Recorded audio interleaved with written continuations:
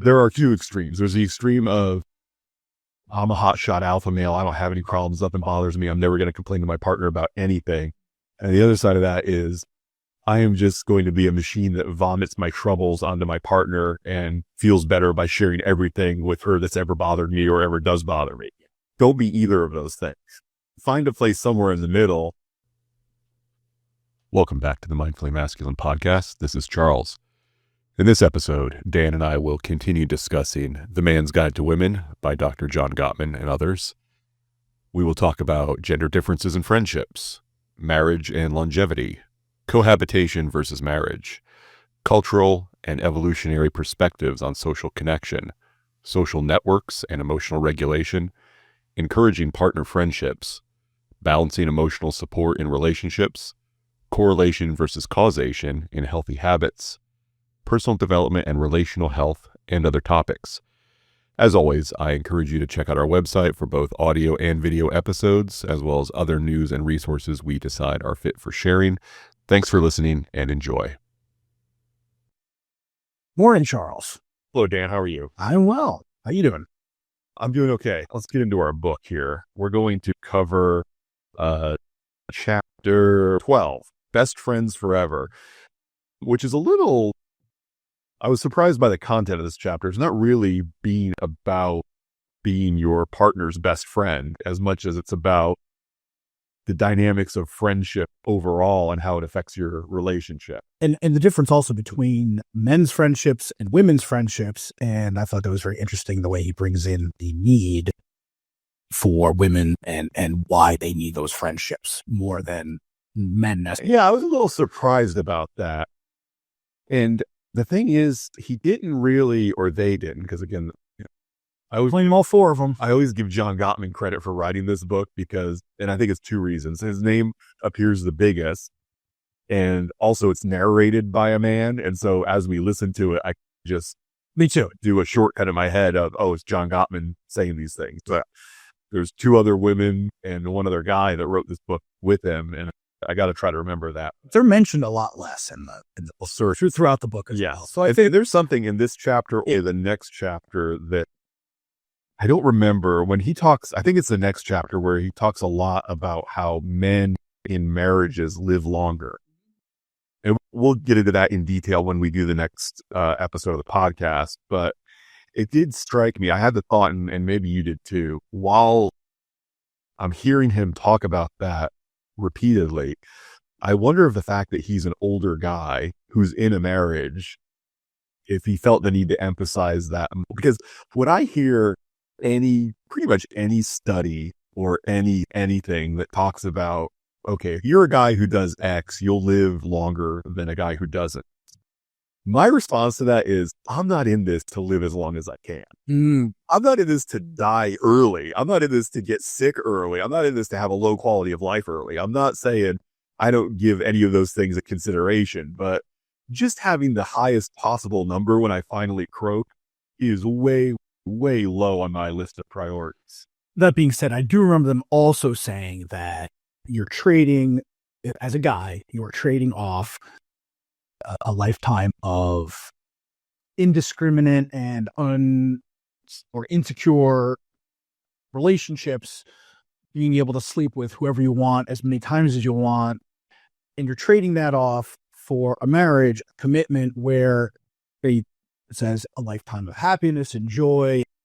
And I think it's a side benefit of being able to live longer, but I think they're really trying to focus on, hey, by being in a marriage, you really have the ability to have a lifetime of happiness rather than not necessarily being as happy if you are single and constantly dating and changing relationships.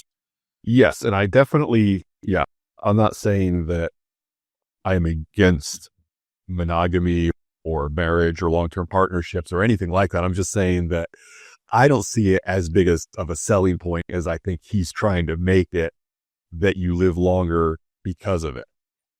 And part of the reason he says that you live longer because of it is single men are more likely to engage in all around risky behaviors, including drinking and driving, using drugs. And none of those things are part of my life anyway. So being in a monogamous relationship now, there's no harmful or unhealthy things I would be doing if I was single right now. There's no things I feel like missing out on or things that I stopped once I got into a relationship. So it does make me wonder though, as an older guy in a long-term relationship, is he a little bit more bullish on the you'll live longer if you're married than he would be otherwise? And I think I think most old people are into the idea of living longer because death is closer for them as far as actuarial tables are concerned. Correct. But when he talks about you'll live for an average of, I think it's 8 years. Yeah, that's what he said. For me, man, the difference between 81 and 89, and maybe it's because I'm 40 years away from that range, it means little to nothing to me. If I had the choice of, you can die in your sleep in relatively good shape at 81 or spend the last 8 years of your life in a nursing home at 89, then that's a no-brainer for me. Yeah, you really need to look at the quality of life. Those last 8 years, if you can preserve the same quality of life that you've had, and it just lasts 8 years longer, hey, I see the value in that. But if it's going to be a shitty 8 years, last 8 years struggle, then you're not really selling it. And I don't feel like I guess maybe your relationship status could have an impact on if you have a partner who's telling you, hey, go to your doctor for your annual checkup, and that's the kind of thing you wouldn't do otherwise, then yes, I could see how that would have that kind of effect on it. And I think when they also mentioned a study done by Pepper Schwartz, who actually is one of the psychologists or psychiatrists on the Married at First Sight show for Weird Days. So when they said Pepper Schwartz, I'm like, oh, Dr. Pepper. Okay, Dr. Pepper. That's how she goes by. She goes by Dr. Pepper. She does, yeah. It's right. What a great name. Marketing. She looks like Dr. Ruth. She's a short, young, older lady. Yeah. Anyway, so they mentioned she did a really large study. It was like 12,000 married couples, if you remember that, or not married couples. It was married and unmarried people. And they trying to figure out what the difference was for people cohabitating versus people who were married. There were some surprising things in that section. Yeah. And what they had said was that the people who were married or the people who were cohabitating didn't, I think that's where the data came from, the 8 years, or they were like less committed because the assumption was that if you cohabitate with someone for a long time, you're as committed, they'll start acting like a married couple. That's what it was. Yes. Yeah. They were like, no, the data says you act less like a married couple if you cohabitate for a long period of time. Right. Now, and then the quick... 7 years is when it becomes a common law marriage. That's right. But there was a real quick sentence in there where he said, now that data could have been a little bit...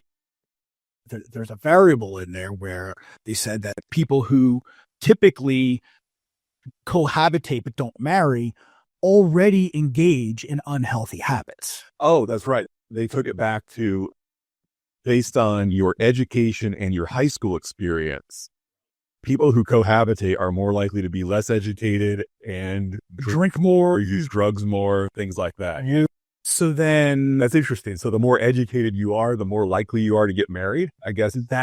I guess. I took that from, right. And commit in that way. So then you're leading a healthier lifestyle already. Right. Then you have to... So then it comes down to correlation versus causation. So many things like you said, like you already do the healthy thing. Exactly. So just because you get married does not mean you're going to get an extra 8 years. Correct. Yes. In your case. Yeah. That's interesting. So you get those 8 years regardless. Right. Yeah. If you're making healthy decisions with the way you live. So that kind of defeats his whole argument. Oh, you get married and you're going to be... Listen, you're going to live like 8 years. Right. But that's how statistics and studies work. You're looking at it, the bigger the study is, both the more likely it is to be accurate, but also the less likely it is to zero in on an individual. And looking at it this way is you're less likely to have somebody who wants to marry you if you've got drug problems, alcohol problems. No, people find people to marry them fairly easy, but they have the same problems. That's the thing. You attract what you are. Right. And I guess those people are not going to get that 8 years. They're not going to be part of the majority of people married. That's not going to fix all those other problems. And dollars to donuts are most likely getting divorced, and maybe remarried and divorced and remarried versus just staying with one person the whole time. Right? Yeah. So the question is, does getting married make you more likely to live longer? Or is being married just another indicator that you make the kind of decisions that lead you to live longer? And I would say that's probably I was great. But yeah, trying to separate causation from correlation in studies is extremely difficult, especially the ones where it's, if you do this, the big one that would come up on Rogan all the time is sitting in a sauna for 20 minutes a day and how it lowers all-cause morbidity by 67% or some ridiculous number. But then you have to say, okay, people who have a daily sauna practice, what else are they doing? And the answer, the thing that's keeping them alive is the what else are they doing, not the fact that they go sit in a sauna 20 minutes. Most certainly. They're paying attention to what they eat. They're paying attention to how often they move their body. They're doing a whole lot, taking their vitamins and their supplements. And even sitting in the sauna is a form of relaxation. And so it's just like a lot of that is like a daily. What other self-care rituals do they have besides just going to the sauna? Yeah. So it's it's easy if you're in the building and selling saunas business. It's very easy to point to that and say, do you want to live longer? Then buy our sauna. Speaking of which, I was in Sam's Club the other day. They've got these like $300 stand-up saunas now where you can, including with the red light therapy, whatever that you can buy and throw it in any room that you want. Any temperature? There was. Yeah. It was. Yeah. My girlfriend had dragged me away. Jeez, I knew you'd link that. I was like, yeah, I do. The one that I'm dealing with right now, the walking pad and the standing desk. Now that I've got a lot more room in my new camper than I had in my old one. Yeah. I've got a lot more temptation to just getting the smallest possible standing desk that I could just put my MacBook on and just stand while I'm answering emails, while I'm watching TV shows, while I'm doing whatever. So let's jump into a little bit of the text, some of the other principles that he shares. Women are more socially connected than men. I think that's certainly true in modern society. I'm not convinced that is a biological fact, though, because I think they're connected in different ways to where, while the women were at home doing the gathering and raising of the children, the guys were typically out together doing the hunt. And I would argue both of those are equally as socially connecting activities. We don't really have that level of connection as men anymore because the going out to kill the beast, as it were, is not an exclusively male activity like it was up until 70 years ago, when it was pretty much men in the workforce exclusively, or there were certainly some jobs that women had, but it wasn't a lot of men and women working together like there is now. I think men probably got more of that male social connection when you went to an office and it was only other dudes. And this is even before the women were secretaries and stuff like that. Back when it was just dudes in a factory surrounded by other dudes, that probably mapped a little bit closer to the going out for the hunting than what we have today. And I think now men are less socially connected because it takes more effort. And we still find that in some ways. You and I go and hang out with our friends. We'll go out occasionally, but not to the degree that most women seem to have, or to the degree that men used to have not too long ago on an evolutionary time scale. So I'm wondering if the nature of the work is what makes a difference in terms of that social connection from history. So if we're out hunting, there's not that much communication we can really do with each other while we're either hunting or running or whatever. But I feel, and again, my assumption here is the nature of gathering and picking things. You can have full on. You're not going to scare the berries away if you talk too loud. Exactly. Yeah. And you can be a lot closer, or yeah, exactly. So that's my point too, is I feel like there's more opportunities, a little bit more downtime, a little bit more where that communication can happen. And I feel like your senses aren't as heightened either if you're like picking berries and gathering, whereas hunting, I feel like that could be a little of a stressful situation which some of our communication could be shut down. Yes, now we're like on a would also argue that the bonding could be higher. Absolutely. In the face of the lower communication, because you're running the risk of starving if you're unsuccessful or getting eaten by something bigger. Yeah, for sure. I could see that. And it would Wonder- bond, but I feel like in a different type of way. Definitely a different way. Yeah.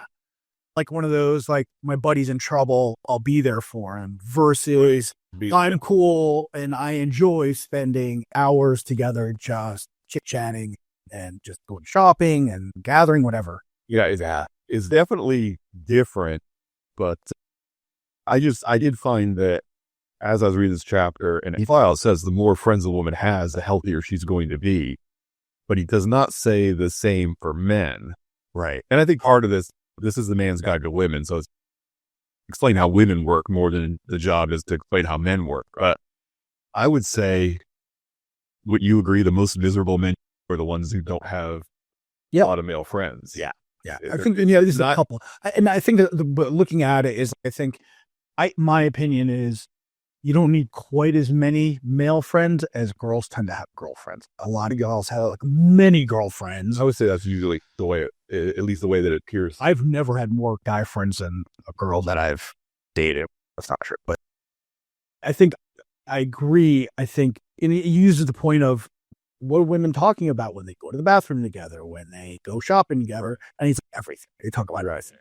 And men don't do that. And he even uses the example of the two guys sitting around watching the game and all day, and their wives were talking. And at the end of the day, the one wife asks the guy, "Hey, isn't that crazy how Bob's been handling the amputation of his leg?" And the guy had no idea that Bob amputated his leg because they just didn't talk about it. It didn't come up. Yeah. And so I think also, again, assumptions from information that I don't have, but thinking about the type of bonding that men would have is based on, like you said, it might be deeper, or it might be based on like trauma or more intense. And because of that, I feel like a lot of times guys have a problem letting our emotions and tapping into that side of ourselves with another guy, because that's not something we're genetically programmed to do or have experience doing. It was more on survive, thrive, and survive type of level, which is like an intensity, right? Rather than tend to befriend, which is what women do. And so they are just used to expressing their emotions with each other because they're able to use that front part of their brain, and they weren't like surviving when they were bonding. They were using emotions and care and thoughtfulness. And I think there's a little bit of that left in the way we work this way. Yeah, I wonder at this level. And I wonder how much of it is genetic, and how much of it is just being handed down, and how much of it is cultural, because there are absolutely. We do see things like the ancient Greeks and Shakespeare and stuff, where him and his contemporaries talked about feelings and emotions quite a bit. And all the playwrights in both of those cultures were only men. And so some of them, there was a place where it's like, hey, let's delve into this. Let's make this one of the cornerstones of our society and our culture. And then you see other cultures where that doesn't really happen at all. Yeah. No, I don't think the Spartans were probably sitting around talking about their feelings. Right. I feel like, what was nurtured, right? At that point. But I think genetically, we were programmed to lean more one way or the other, but absolutely. Okay, so let's see. Female humans and primates form social groups to ensure their survival and the survival of the offspring. We mentioned women tend to befriend. The more friends a woman has, the more health benefits. And they cited studies where women with strong women friendships in their lives were more likely to survive cancer and other illnesses and other problems. And I would say, and again, it's a correlation, causation, chicken and the egg, but I've been friends with and dated girls who didn't have very many strong friendships with other women. And they did tend to be a little higher on the anxiety scale than others. And because they weren't getting that social connection. And I think we should have people in our lives that help us to regulate our emotions. And if men or women, if you're relatively lonely other than your primary romantic partnership, then I think you're going to miss out on some of those anxiety relieving benefits of having a social network. Yeah. And he even mentions that men who typically are abusive tend to shut down even female relationships for their partner.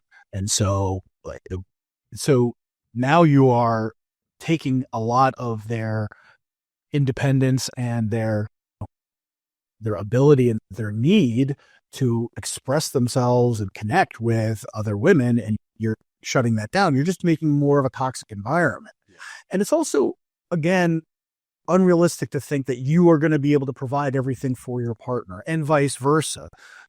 Like that all their emotional needs are going to be met by you or vice versa. And so are you equipped? You're not a woman, right? There's perspectives that she's going to need from other people and from who are women who can identify with her. And there's perspectives that she's going to need from you as a guy that she's not going to be able to get from some of her female friends.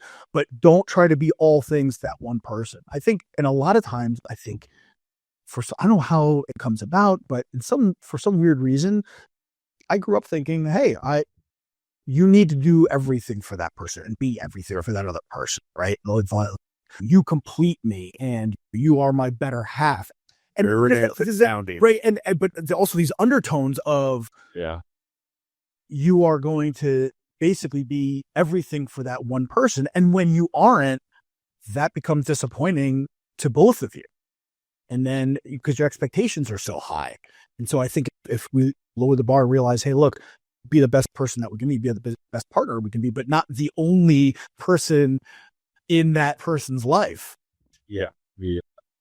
I'm familiar with, I think it was a Hillary Clinton quote from the 90s of "takes a village to raise a child." And I would argue it takes a village to keep an adult healthy and sane.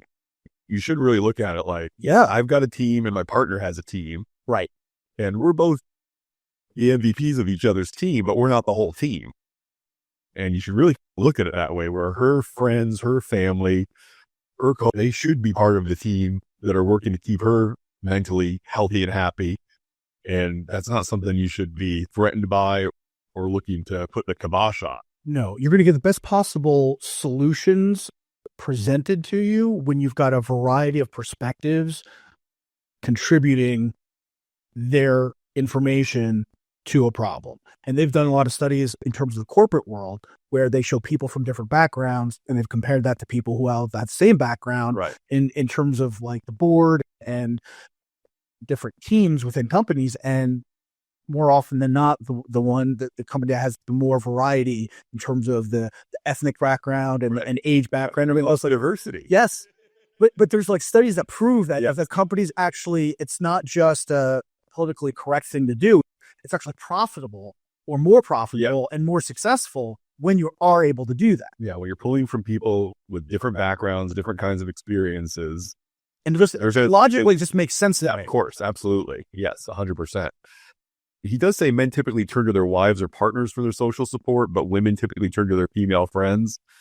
And this is one of our favorite topics on this podcast, where if you try to turn your partner into your mommy or your therapist, you're on a countdown to the end of the relationship. What if you're successful then? Yeah, exactly. Right?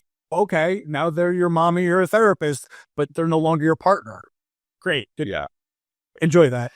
I think it's an important reminder that, we all need a team, and that team should include, if you're religious, it should include the leader of your faith-based group that you attend every week, or your therapist, or your men's group, or your women's group, or whatever. You need to have this team of people, because if you start looking for that entire job description to be filled by just your romantic partner, like you can't be somebody's therapist as well as being their hot and heavy lover. It just doesn't work that way. I'm also not advocating never telling your partner about problems. No, neither am I. That's different. And like you said, the VIP of your team. So maybe your advice and that connection carries a little bit more weight, and that's fine. But it shouldn't be, hey, this person, I'm relying on this person 100% of the time for everything in terms of my problems, my issues. And I would go even a little further than that to say, when something frustrates you about work or another friendship or whatever, don't make your partner the first person you always go to, or even most of the time you go to. There should be other people in your life that you can say, hey, I'm struggling with this. I'm frustrated with this. I wish this was working out better for me.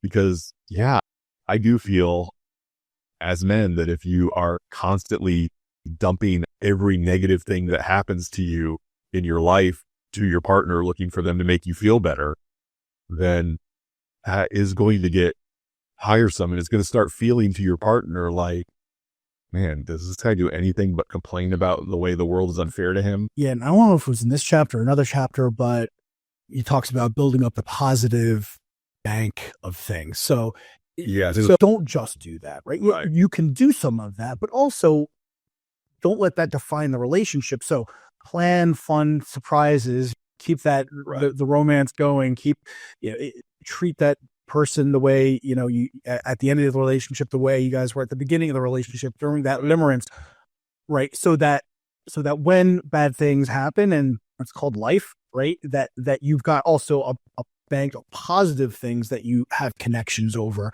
so that you guys are defining the relationship by all the problems that you're bringing. Sure. That's you've got more there. And it can be easy to sort of reinterpret that as hide your struggles from your partner. We're not saying that. Saying, no, just have other people that can be your first line of defense and your first line of co-regulation other than just your partner. You've got to have friends or a therapist or a men's group where when something comes up, you can say, all right, this is bothering me. I'm going to take it to this other source first and let them talk me down a little bit, and then I'll share it with my partner. And here's a little shortcut. Even if you don't have a therapist or a men's group, or whatever, just type it in Google, the issue that you're having, and just see what people are talking about. That's a good idea too. Just to get some ideas and perspective. Kind of, just obviously don't believe everything you read, but I think that's a good place to start. That might actually help you regulate before you bring it to your partner. I agree. So to put it this way, there are two extremes. There's the extreme of, I'm a hotshot alpha male. I don't have any problems. Nothing bothers me. I'm never going to complain to my partner about anything. And the other side of that is, I am just going to be a machine that vomits my troubles onto my partner and feels better by sharing everything with her that's ever bothered me or ever does bother me. Don't be either of those things. Find a place somewhere in the middle where you're able to handle your stuff either on your own or with your other close friendships or relationships, and bring yourself down off the ledge occasionally, but also don't try to hold up this image of there's nothing ever wrong with me, nothing bothers me, I'm always fine, and I don't need you for anything. There's a healthy thing in the middle, as always, where you can moderate those two extreme approaches. And putting myself in the other person's shoes. So if I was the person that somebody was coming to, and my girlfriend or somebody was having a problem and wanting some advice or wanting to talk to me about it, I would be flattered in terms of they feel like they love me enough and they trust me enough to feel vulnerable to tell me about these things that are bothering them. Yeah.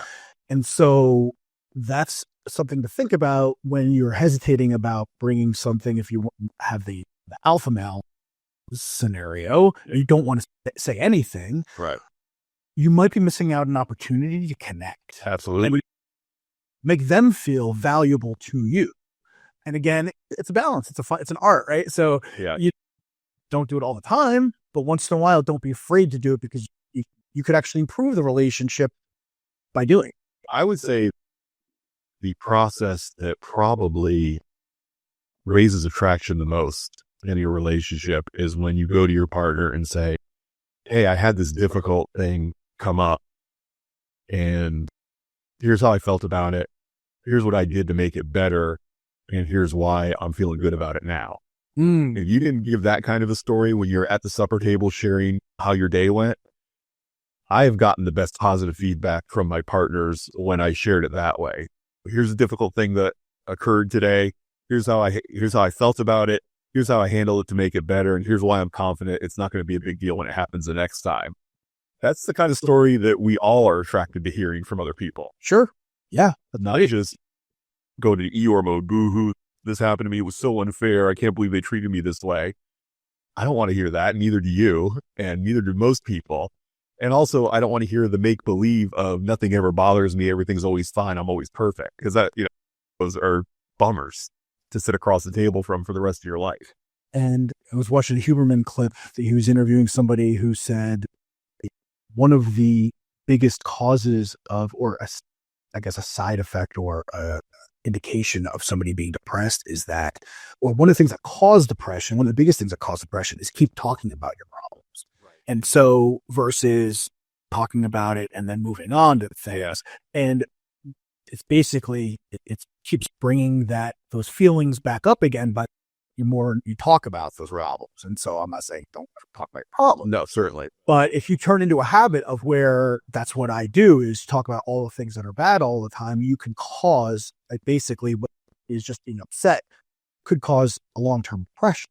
Yeah. There's a line between venting what's bothering you and ruminating over just the negatives in your life. And that's definitely something to be aware of. And yeah, I can see that happening if you are getting attention from people because bad things are happening to you. Right. Now you start to get this reward for telling them about bad things that have happened to you. But meanwhile, I think, unfortunately, when that hit of dopamine wears off, now it's going to start to really make you feel like crap about yourself. And I could see that leading towards some sort of clinical depression. Yeah, that reminds me, I did want to say on the podcast here, we're recording this on Wednesday, January 8th. And in the last week, I listened to an episode of Diary of a CEO that was all about dopamine that was really good. And then Jordan Peterson was on Huberman, and they podcast together on motivation that was pretty good too. Yeah, got to enjoy, for the first time in a while, enjoy Jordan Peterson, where he wasn't getting crazy heavy into politics and social issues and stuff, where a lot more of his education and his expertise as a mental health professional is coming through, and as somebody who knows a bit about neuroscience and psychology. And it reminded me of the stuff that originally attracted me to his work, and not him railing against what this political party's doing or that political party's doing. But Huberman brought that out in him in a pretty good way. So I recommend both of those episodes. I don't remember what the name of the lady that Stephen from Diary of a CEO interviewed, but just look for Diary of a CEO and dopamine. And it was like a 2.5 hour episode. My girlfriend actually listened to it and recommended it to me. Was it the woman who wrote Dopamine Nation? It was. Yeah. Okay. Great book, by the way. Yeah, I haven't listened to it. Yeah, but she was excellent. She got into a lot of her personal history of some of the stuff that she went through and the kind of work that she does with people in the addiction medicine space. And she's a smart lady, and she did a great job on that interview. And yeah, and again, Huberman, Jordan Peterson interview, both of those were worth listening to. So I meant to tell you those personally, but glad it came up on the podcast.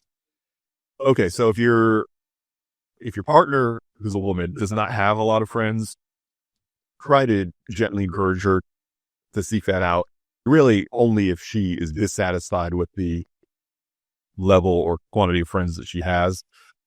Encourage her to join a women's group, ideally one that's connected to some other interest that she has, and just do what you can to encourage that. And certainly don't stand in the way of it, because you should not be threatened by her friendships. And he does get into the case of, what if she has male friends? And look, that's an area where, again, most guys are threatened by that, because we have recollections of how we have felt about our female friends in the past, and that makes us a little bit suspicious. I would say, share with your partner the fact that you are uncomfortable if she has friends in her life of either gender, but especially men, that you are concerned are rooting for your relationship to fail so that they have a shot. Just tell her that. Be like, look, I feel like he's the kind of guy that's hoping that you and me fail so that he might have an in. And then just ask her to look at her friendship in that, through those lenses. And if she agrees, then ask her to limit her time. And certainly don't go to him with complaints about your relationship. When you guys have problems, don't look for him as a shoulder to cry on about them. Right? Because that can legitimately feel like a threat to your relationship. What was unspoken, which I think is important to realize, though, is that she will go to her girlfriends about your relationship. Yes. Keep that in mind. And she should. Especially if you have relationships with them as couples and things like that. Just understand that what you're doing in your relationship might actually be translating over and communicated to her friends, who might be some couple friends, which could mean that the wife also could be communicating stuff about your relationship to her husband, which you might be friends with. Yes. And keep that in mind. And endeavor to be the kind of partner to your girlfriend or wife and the kind of friend to her friends that they're rooting for you and not rooting against you. Yes. Right. Good point. Because, if she's got if your behavior translates to something where a lot of her friends are telling her you deserve better, you can do better, then that's going to be a problem. And you'll know, you'll know which friends those are based on their interaction with you. Yeah. And you should also assume that if your wife is a healthy person who takes her own mental health seriously, she's going to attract similar people in her friend circle. And if she's not, she's going to attract similar people in her friend circle. And so you should only be scared if you have a reason to be scared. If you have a reason to be scared, you need to be open to the idea that you might not have attracted the right person. But you also have been attracted to the right person. Why is that? Because maybe you're not the right person. I think that's a prompt for you to have a conversation. Yes, absolutely. Say in terms of addressing your fears, or what's making you uncomfortable that you're scared that she's communicating to her friends about. Yeah, and I would even if she's got a male friend that you're jealous of or nervous about, I would, and I have proposed this thought experiment and say, if you called him up right now on speakerphone in the car next to me, and you said, "Hey, Charles and I just had a huge fight. We've decided to take a break, and I'm really upset about it. Can I crash at your place tonight?" Are you completely confident that he would say, "I don't think that's really going to help your situation. I don't think you come to spend the night at my house is what's going to be the best thing for you or your relationship"? Or he's going to say, "Yeah, pack a bag and come on over." And I wouldn't say ask your partner to actually make that call, but I would bring up the thought experiment to say, if you place this call to him on speaker with me in the car next to you, do you feel 100% confident that he would say what I hope he would say? Or do you think he would try to take advantage of the situation? Because I think there are a fair number of women that have a male friend in their life that would not say the thing that you would be comfortable hearing if that phone call was to take place. And what's interesting is, if you're looking at it from this perspective as well, is that he does mention that when women hang out with each other, they do things that are more intimate than when guys hang out with each other. So I could be wrong, but I feel like it's an easy leap, or not even a leap, to assume that her guy friends are going to behave just like her girlfriends, where sleeping over to a girlfriend's house, not a big deal.